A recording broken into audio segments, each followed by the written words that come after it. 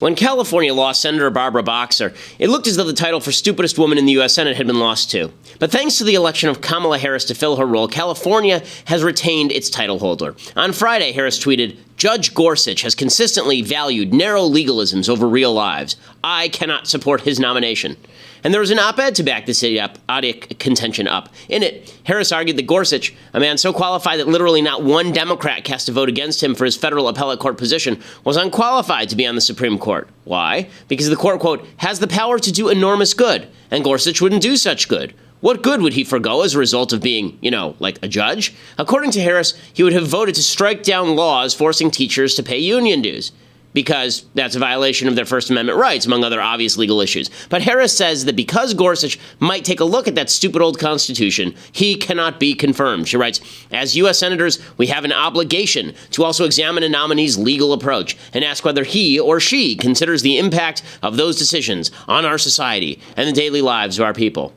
Say, wouldn't it be awesome if we had some sort of independently elected branch to make public policy? Wouldn't that be awesome? But according to Harris, judges should fulfill the mandate of Thurgood Marshall, who said, quote, you do what you think is right and let the law catch up, which coincidentally is also something that every dictator ever has said. But never mind, Harris knows what is right for America. Judges who openly ignore legalism in order to apply her standards of morality. I'm Ben Shapiro. This is The Ben Shapiro Show.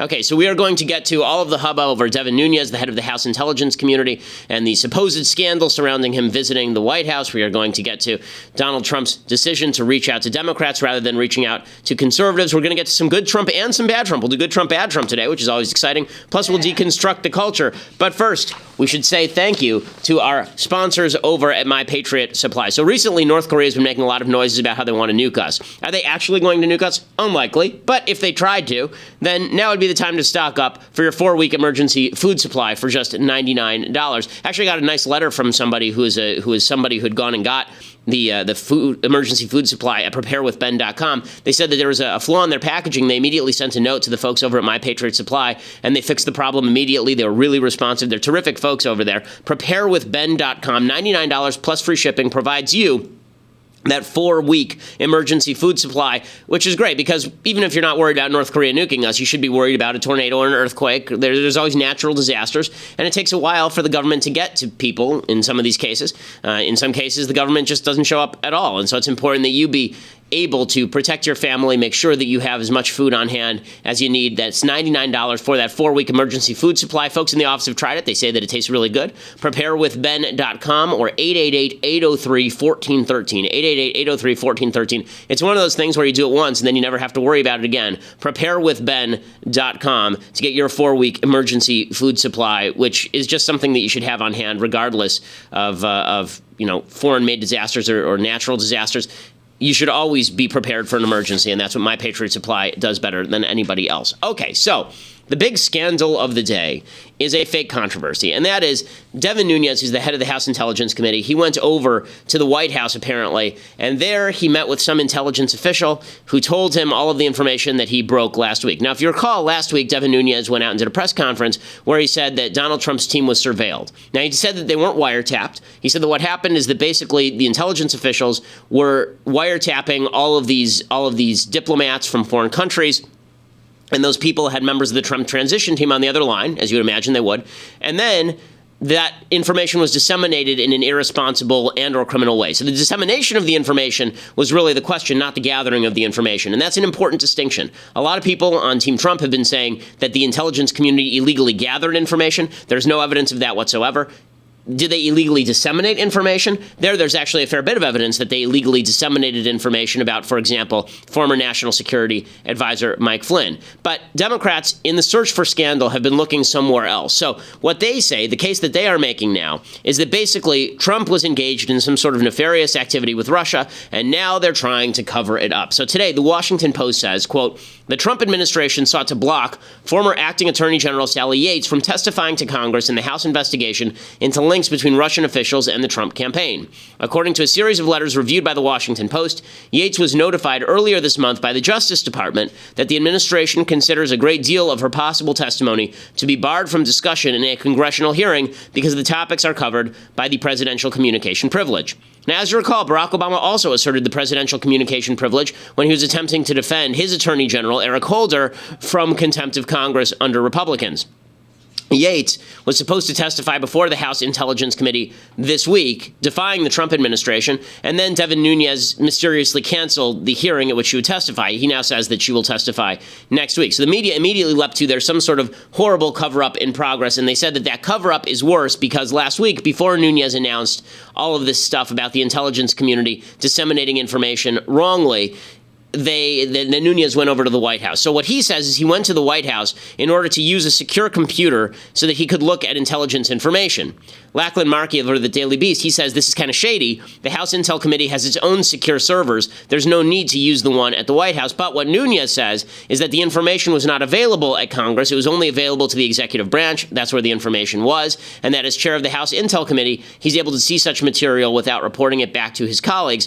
He hasn't revealed what intelligence official actually communicated the information to him, and then he went back to the White House and told Trump about it. Now, that's the part that's a little bit shady. The idea that he went and he talked to this intelligence official, and then he didn't tell any of his committee members, and then he went and told Trump.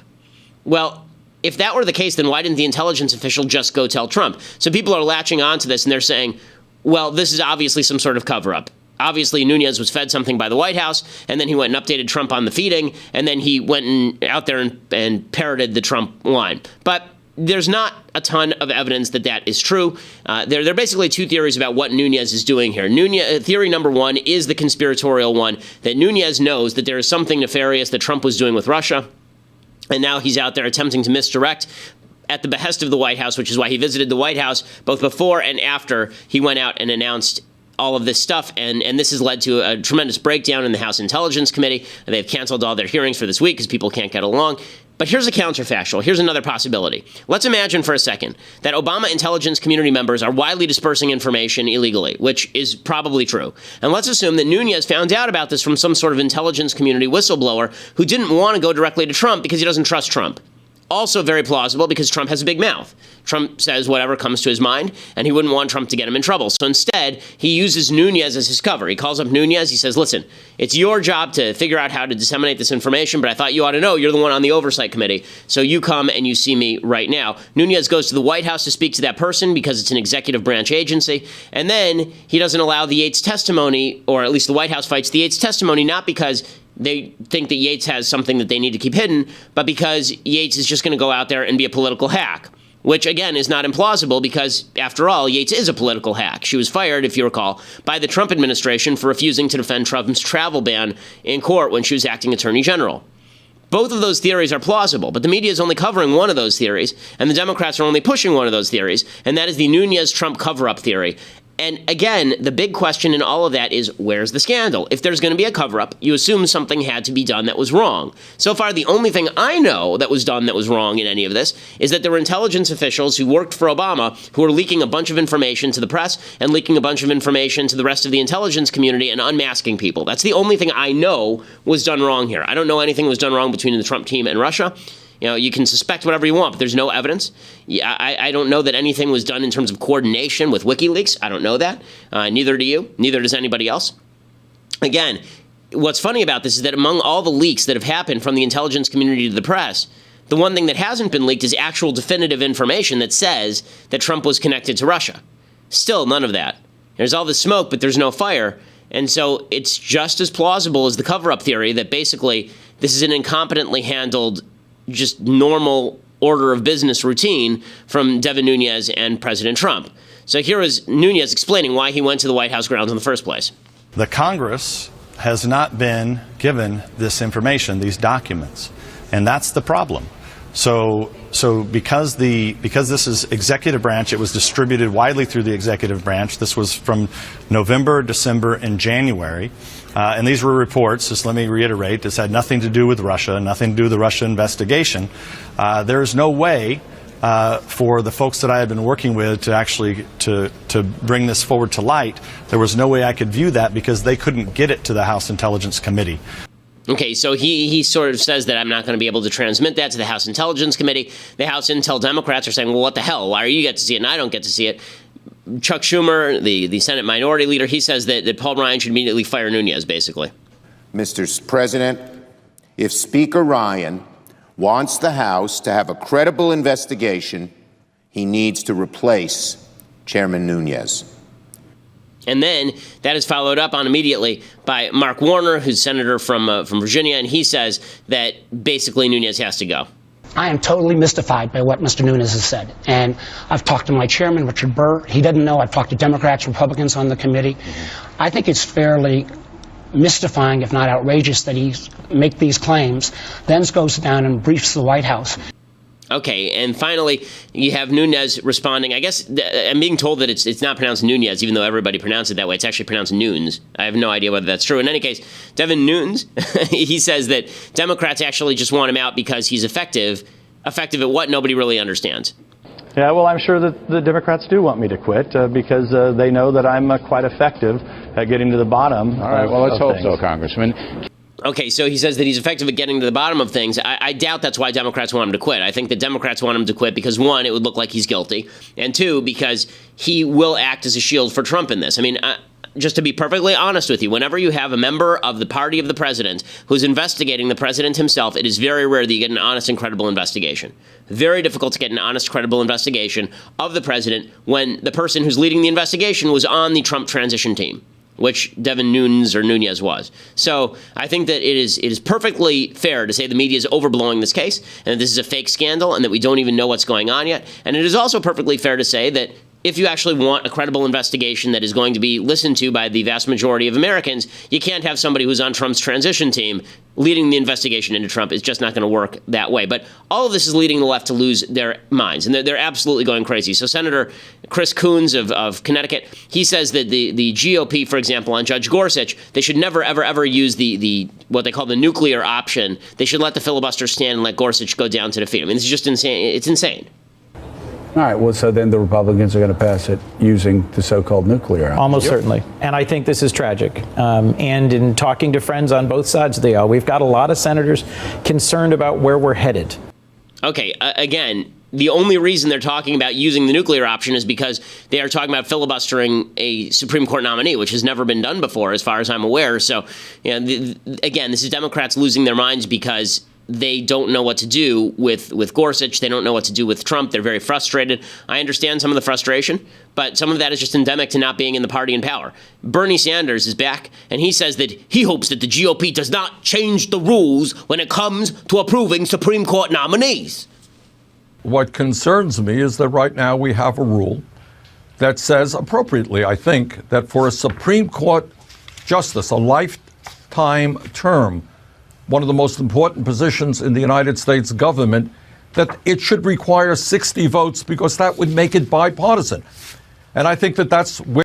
That's not what the Constitution says. It doesn't say that it requires 60 votes. It says that it requires 51 votes. It's the Democrats who are insisting on 60 votes. And, of course, the Democrats nuked the filibuster along with Harry Reid long ago. So the idea that it's no longer on the table, that you can't do that, that's just absolute nonsense. How crazy are the Democrats going at this point? There's now a report that's out that Chuck Schumer actually started ranting at somebody who voted for Donald Trump at a restaurant in New York last night. According to multiple witnesses, this is over at Daily Wire, as well as the victim of the ugly episode, the leading Democrat in the Senate, New York's own Chuck Schumer, lost it at a swanky Manhattan restaurant on Sunday after he learned that a well-connected woman had voted for Trump. After making a scene inside by declaring she voted for Trump, Schumer allegedly followed the woman and her well-known Democrat husband outside, repeatedly screaming, "He's a liar." Apparently, this happened at an Upper West Side restaurant, and apparently it was the Democrat Joseph Califano Jr., member of the board of directors at CBS, who served as the Secretary of Health, Education, and Welfare under Jimmy Carter. So he was very upset that Califano's wife had voted for Trump, and so he actually started berating her in front of the crowd. That's how crazy Democrats are going, just to prove how nuts they are. Chris Matthews, whatever I say, guy comes out of a show. He comes on the air. He says, "You know Ivanka Trump, Jared, these people, they're just like Saddam Hussein's kids." You know, I kid about everything, but, you know, Uday and Hussein working for Saddam Hussein, you couldn't go to a restaurant and have eye contact with one of those guys without getting killed. Well, these people are really powerful. Imagine getting to a fight in the office with Jared or Ivanka. Well, they have enormous power, and they're always going to be there.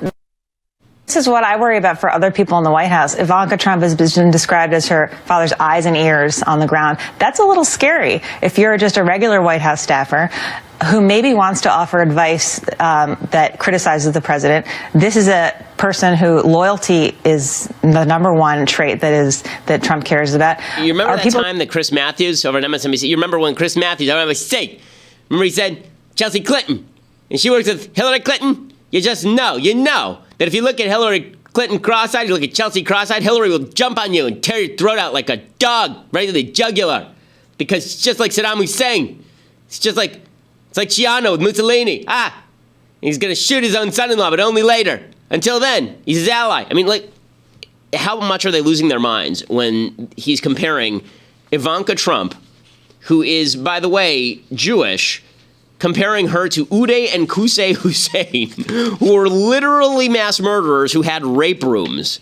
Okay, this is how insane the left has gone. They've lost all connection with reality. So whatever problems we have here over on the right, the left is certainly not taking advantage of them because they are just awful. They don't even know how to handle any of this. Well, we're going to talk some good Trump, bad Trump after this, plus what's happening in the wake of Trump care going down. But first, I want to say thank you to our newest sponsors over at MVMT. So this is Movement Watches. So this watch that I have right here, right, this very cool looking watch, this I got from MVMT. It was founded on the belief that style shouldn't cost a ton of money. It was started by these two guys who basically wanted to undercut the pricing on watches because watches can be really expensive. I love watches. I own like 3 or 4 of them. This is the nicest watch that I own. I wear this one every day, actually. I had a watch from another brand, and after I got my Movement watch, my MVMT watch, and you can get your watch at mvmtwatches.com. When I got this watch, I actually put the others in the drawer. I've been wearing this one every day since. I think it's really cool looking. I know that Klavan has one too. Really nice looking watches. They're very stylish. They fit really well, and it's it's a terrific company. They start at $95 at a department store. This would be like a $400 or $500 watch. It's a really, really nice watch. And they figured out that if they sold online, then they'd be able to do the branded thing for a lot less money. Right now, if you go to mvmtwatches.com/Shapiro, you have 15% off with free shipping and free returns. 15% off free shipping and free returns when you use mvmtwatches.com/Shapiro. Make sure you add the /Shapiro so they know that we sent you. Again, their watches are just top notch. It's clean designed. Everything looks very sleek, and it's exactly the kind of watch that I like. And they don't all have to look, sort of more dark and athletic like this. They have classic looking watches as well. They have women's watches that are really nice. I'm going to get one for my wife. Really top notch material at competitive prices. mvmtwatches.com/Shapiro. I love the watch. I can't speak more highly than that of the product. Okay, so I think we're going to do a little bit of good Trump, bad Trump. But first, you're going to have to go over to dailywire.com and become a subscriber if you want to watch it live. Plus, we're going to deconstruct some culture, talk Beauty and the Beast, actually. So you're going to want to go over to dailywire.com right now. $8 a month will buy you a subscription to dailywire.com. Plus, if you get an annual subscription, then you get a free signed copy of Michael J. Knowles' PhD, his best-selling book, Reasons to Vote Democrat, a comprehensive guide, as I say, incredibly thorough. Sure, the book is blank, but still, it's a great book, and it's worth having in your library. More importantly, it's worth getting a free signed copy and sending it to all of your annoying Democrat family members because it's hilarious. dailywire.com, $8 a month, get to a subscription, annual subscription. You get Knowles' book. Plus, I keep saying there will be a Shapiro store. There will be a Shapiro store. There's plenty of gear, and we are getting it ready right now as we speak. In the back room, I have a bunch of illegal immigrants working on it, and until they're deported, then they will be working on all the Shapiro gear in the back. At that point, I will switch to American-made product, as though I were running for president almost. In any case, go over to dailywire.com and check it out, or listen later at iTunes and SoundCloud. We are the largest conservative podcast in the nation.